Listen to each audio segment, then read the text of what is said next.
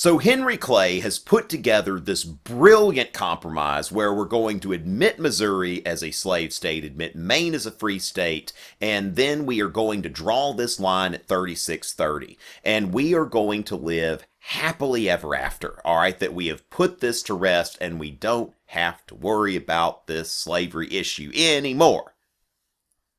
Jefferson, from the vantage point of retirement, says not so.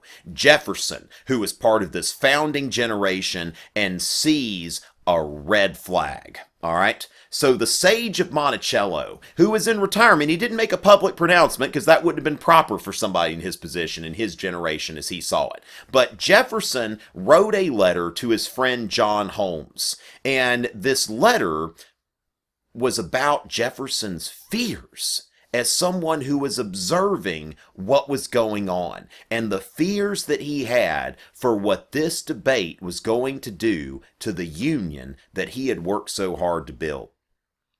And Jefferson writes to John Holmes this momentous question, like a fire bell in the night, awakened me and filled me with terror.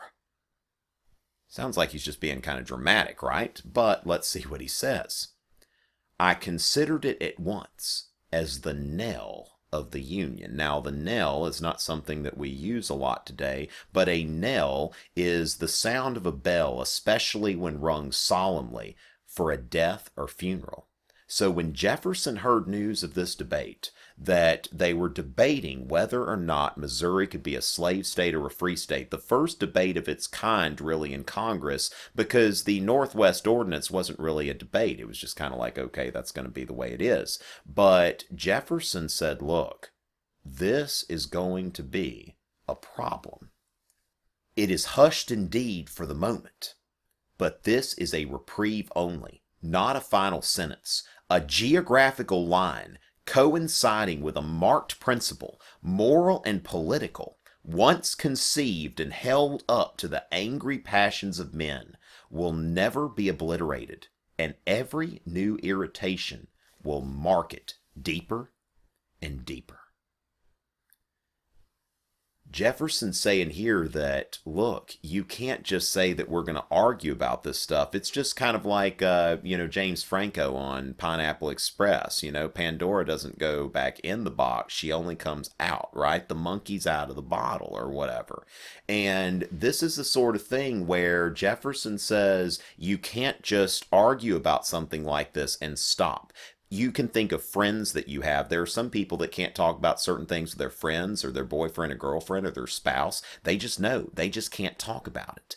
And slavery was one of those things. It was just kind of an uncomfortable subject. So Jefferson is, worried, but he's also a bit self-conscious because keep in mind that Jefferson's generation, the generation that founded the American Colonization Society, they thought that slavery was eventually going to be on its way out. Of course, they couldn't see what was going to happen in the Antebellum period, that its influence would actually grow. But Jefferson writes again, I can say with conscious truth that there is not a man on earth who would sacrifice more than I would to relieve us from this heavy reproach in any practicable way. So if there were any practical way to get rid of slavery, I would be the first in line, Jefferson says.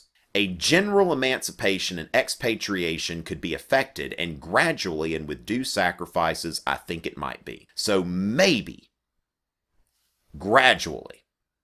And of course, it would involve expatriation, as in the American Colonization Society. Conventional wisdom was that the only way you could really end slavery peaceably was if you followed that up by colonizing the slaves back to Africa or the Caribbean or something like that. So maybe it can happen one day, all right? But, for right now,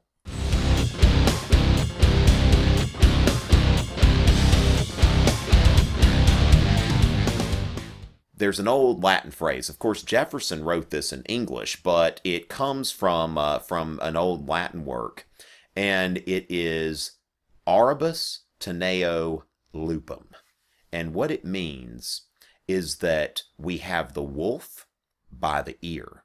All right, and thank you, Michelle, for letting me use a picture of this beautiful sculpture here. Because you see what's happening is when you grab a wolf or a dog by the ear, it is vulnerable, because the ear is something that can be torn off or something like that, or in some cases you see on movies, or Mike Tyson or something like that, bitten off. But when you look at this, you see that if I let go of it, then I'm dead.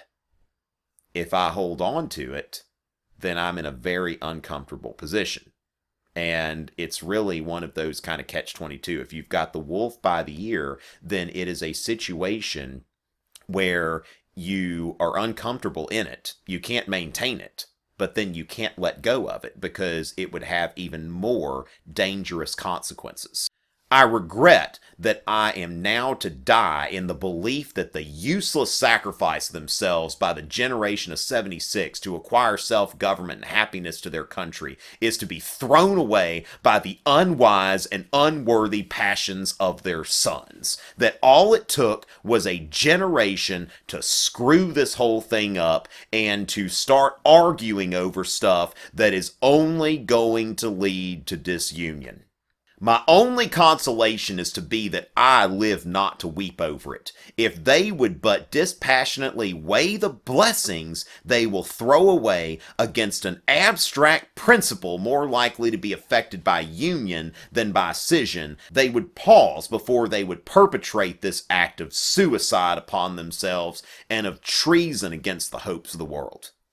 To Jefferson, slavery is a sort of necessary evil, and it's something that, look, we're doing all we can, and we're trying, and I don't know the solution. Maybe we'll get there, but all arguing about it's going to do is going to cause the nation to split apart.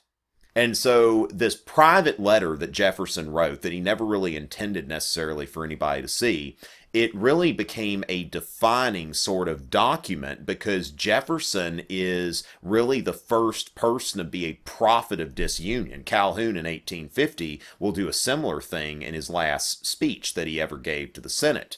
But this is what starts the antebellum period, this period before the Civil War, 1820 to 1860. And this is a period that I'll be doing some more lectures about soon, but it begins with the Missouri Compromise, and it ends with the election of Abraham Lincoln and the secession of the states of the Deep South.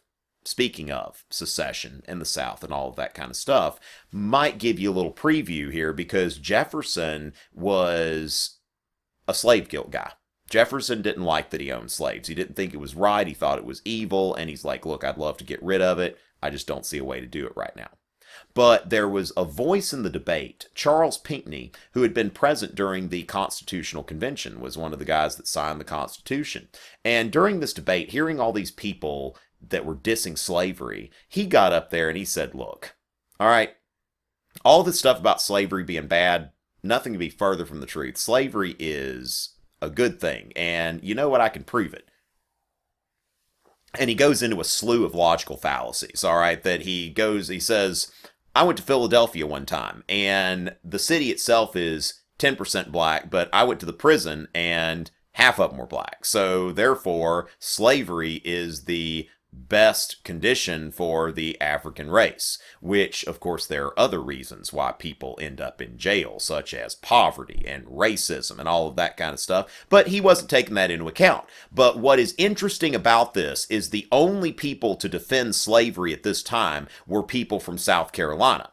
But as the antebellum period progresses, and as Northern abolitionists begin to push against slavery, then you're going to see that more Southern slaveholders are going to start defending slavery as a positive good and say, like, look, we're not doing anything wrong. And of course, that's like one of the principles of history, and especially like Southern history and Southernness in general, that when you call a Southerner wrong, they become more right.